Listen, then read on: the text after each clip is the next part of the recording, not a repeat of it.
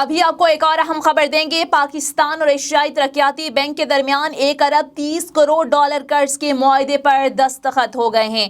آپ کو بتائیں کہ ایشیائی ترقیاتی بینک کی جانب سے قرض فراہمی کے معاہدے کی تقریب اسلام آباد میں ہوئی۔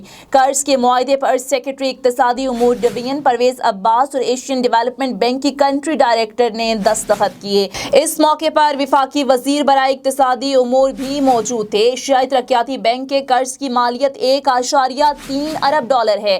اس قرض کا مقصد زر مبادلہ کی شرح کو بہتر بنانا ہے۔ اس موقع پر وفاقی وزیر برائے اقتصادی امور حماد اظہر کا کہنا تھا کہ ایشین ڈیولپمنٹ بینک کی طرف سے قرضوں کی فراہمی کامیاب معاشی پالیسیوں کی نشاندہی ہے۔ اس قرض کے تحت حکومت کو گردشی قرض کے مسئلے کو حل کرنے میں مدد ملے گی۔ ساتھ ہی ساتھ معاہدے کے تحت ملک میں معاشی سرگرمیوں کو فروغ دینے کے لیے مالی گنجائش بھی فراہم ہوگی۔ آپ کو اپڈیٹ کر رہے ہیں۔ پاکستان اور ایشیائی ترقیاتی بینک کے درمیان $1.30 کروڑ قرض کے معاہدے پر دستخط ہو گئے ہیں۔ ایشیائی ترقیاتی بینک کی جانب سے قرض فراہمی کے معاہدے کی تقریب اسلام آباد میں ہوئی۔